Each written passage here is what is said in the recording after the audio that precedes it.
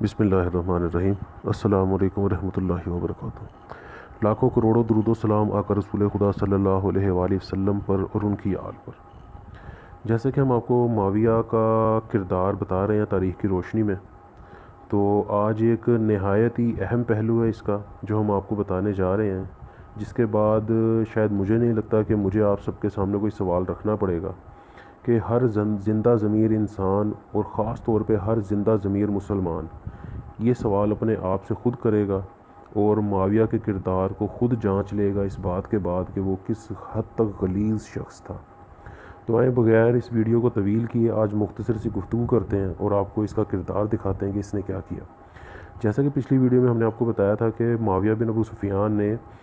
بصرہ بن ارتادہ کو ہمدان پر حملہ کرنے کے لیے بھیجا تھا،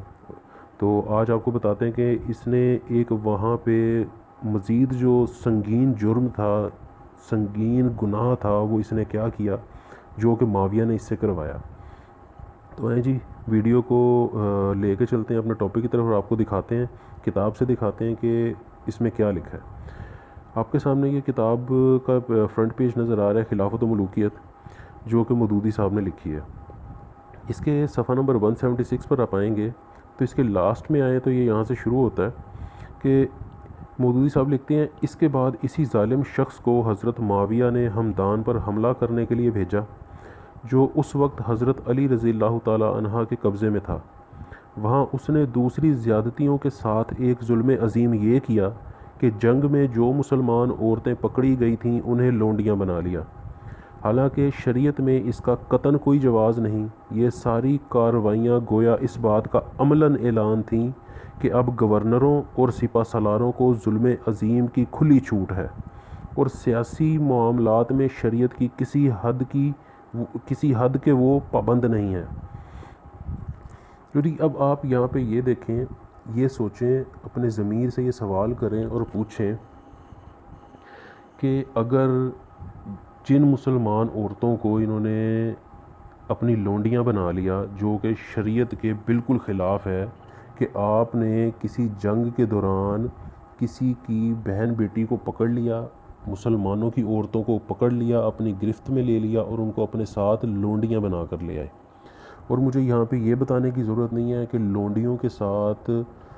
قدیم زمانے میں کیا معاملات کیے جاتے تھے، انہیں کس طرح اپنے استعمال میں رکھا جاتا تھا، اور یہاں پہ یہ جو عمل کیا گیا ہے یہ مسلمانوں کی بہنوں کے ساتھ، بیٹیوں کے ساتھ، عورتوں کے ساتھ کیا گیا، ماؤں کے ساتھ کیا گیا۔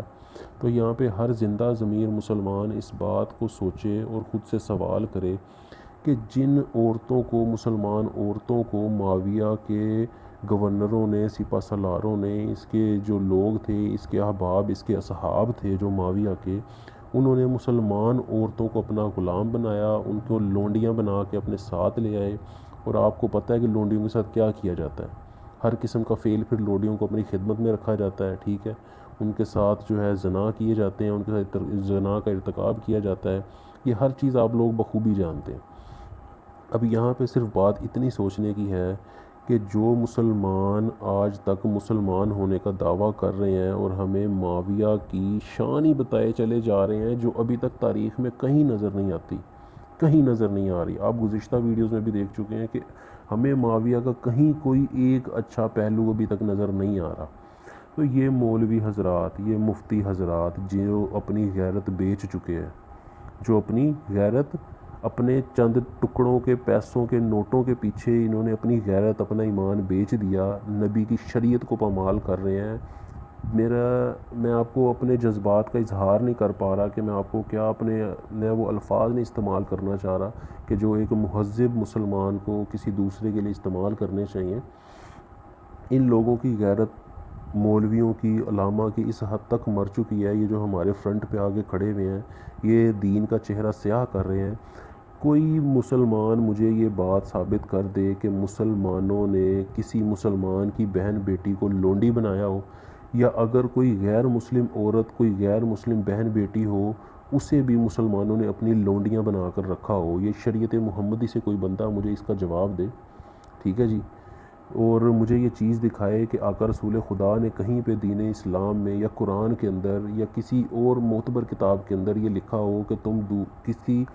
کی بہن کو، کسی کی بیٹی کو زبردستی اٹھا لو اور اسے اپنی لونڈی بنا لو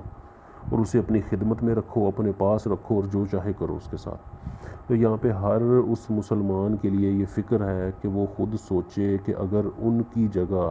جن لوگوں کی بہن بیٹیاں اٹھا لی ان لوگوں نے اور ان کو اپنی لونڈیاں بنا لیا، اس کی جگہ اگر آپ کی بہن بیٹیاں ہوتیں تو کیا آپ تب بھی یہی جواز پیش کرتے کہ نہیں جی معاویہ بہت نیک انسان تھا؟ یہ سوال اپنے آپ سے کریں، اپنے ضمیر سے کریں، اور ان بہن بیٹیوں کی جگہ اپنی بہن بیٹیوں کو رکھ کر سوچیں